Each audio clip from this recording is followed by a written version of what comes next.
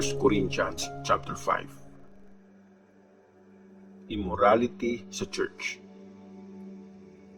Nabalitaan kong may nangyayaring sexual immorality dyan sa inyo.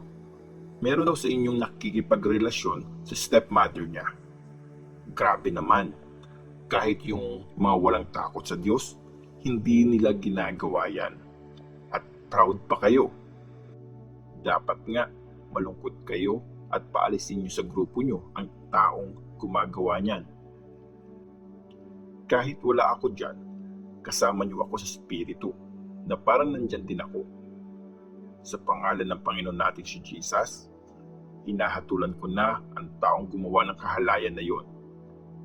Pag nagsama-sama kayo at kasama niyo ako sa Espiritu, sa kapangyarihan ng Panginoon natin si Jesus, ibigay niyo na kay Satan ang taong yan para kahit mawasak ang katawan niya, maliligtas naman ang espiritu niya pagdating ng araw ng Panginoon. Huwag nga kayo magyabang. Diba, may kasabihang napapalsa ng konting yeast ang buong masa ng harina. Dapat alisin niyo ang lumang yeast, yung kasalanan, para maging malinis kayo gaya ng bagong masang harina na walang pampalsa. At talaga namang ganyan kayo kasi sinacrifice na ang Passover lamb natin na si Christ. Kaya mag-celebrate tayo ng Passover, pero wag natin gamitin yung tinapay na may lumang yeast, yung yeast ng kasalanan at kasamaan. Gamitin natin yung tinapay na walang yeast, yung tinapay na pure at totoo. Sinabi ko dun sa sulat ko sa inyo na huwag kayong makisama sa mga taong immoral at gumagawa ng kahalayan.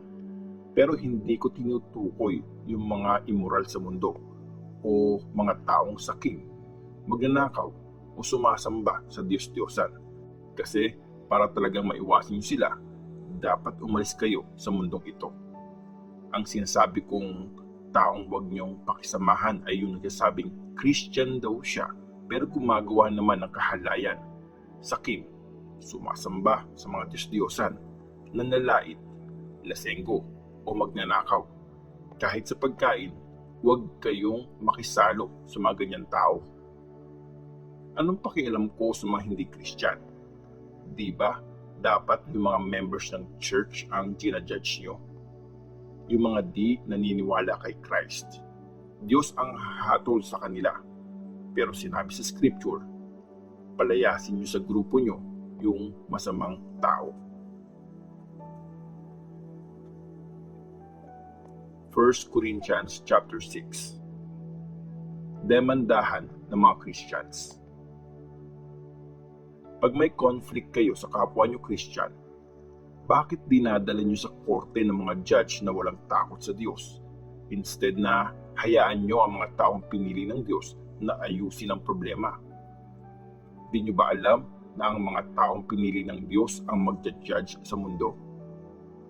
So, kung kayo ang magja-judge sa mundo, hindi nyo ba kayang isettle ang mga maliliit na kaso? Di nyo ba alam na tayo ang magja-judge sa mga angels? Kung ganon, dapat kaya rin nating mag-judge sa mga ordinaryong bagay. Kung may mga ganyang conflicts kayo, bakit yung mga di-respetado ng church ang magsisettle sa inyo? Nakakahiya kayo. Meron namang sigurong kahit isa sa inyo na kayang mag-settle ng away sa pagitan ng mga Christians. Ang ginagawa nyo, magdedemanda ang isang Christian sa korte laban sa isa ding Christian. Tapos, hinahayaan nyo ang mga hindi naniniwala kay Christ ang mag-judge sa inyo. The fact na may mga kaso kayo laban sa isa't isa, proof yan na talagang bagsak na kayo as a Christian. Bakit di nyo nalang hayaan na kayo ang gawa ng masama at kayo na lang ang manakawan? Pero hindi, ginagawa nyo ng masama ang isa't isa at ninanakawan nyo kahit mga kapwa nyo Christian. Huwag niyong lukohin ang sarili nyo. alam niyo naman na walang parte sa kaharian ng Diyos ang masasama. Ibig kong sabihin, yung mga immoral, mga gumagawa ng kahalayan, mga sumasamba sa Diyos-Diyosan, mga nangangaliwa, nakikipagrelasyon sa kapwa lalaki o kapwa babae, mga magnanakaw, sakit, lasenggo, mga mahilig manlait, at mga holdapper. Wala silang parte sa kaharian ng Diyos. Ganito yung ilan sa inyo dati. Pero ngayon, nilinis na kayo, ginawa kayong banal, at tinanggap na kayo ng Diyos dahil sa Panginoon nating si Jesus Christ at sa Espiritu ng Diyos natin. Ang katawan bilang templo ng Diyos.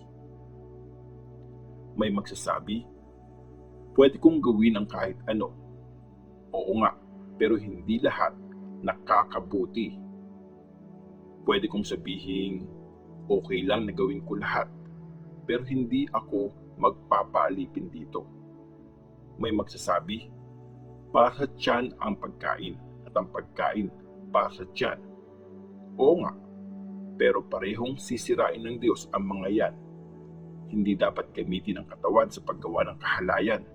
Instead, dapat gamitin yon sa pagsiserve sa Panginoon. At ang Panginoon naman ang nag-aalaga sa katawan. Binuhay ng Diyos ang Panginoon at sa tulong ng kapangyarihan niya, bubuhayin din niya tayo. Di niyo ba alam na ang katawan niyo ay parte ng katawan ni Christ? Pwede ko bang kunin ang parte ng katawan ni Christ at gawin yung parte ng katawan ng prostitute? Impossible yun. Baka di nyo alam na pag nagkakaroon ng sexual na relasyon ang isang lalaki sa prostitute, ay nagiging isang katawan sila. Sinabi yan ng Scripture. Ang dalawa ay magiging isa. Pero ang nakikipag-isa sa Panginoon, nagiging kaisa niya spiritually. Tigilan nyo ang kahalayan. Hindi nakakasira ng katawan ng tao yung ibang mga kasalanan na ginagawa niya. Pero pag gumawa siya ng kahalayan, nagkakasala siya laban sa sarili niyang katawan. Di nyo ba alam na temple ng Holy Spirit ang katawan nyo? Namumuhay siya sa inyo at binigay siya sa inyo ng Diyos. Hindi kayo ang may-ari ng katawan nyo. Diyos ang may-ari niyan. Binili niya kayo at di biro ang halagang binayad niya para sa inyo. Kaya gamitin nyo ang katawan nyo para bigyan ng honor ang Diyos.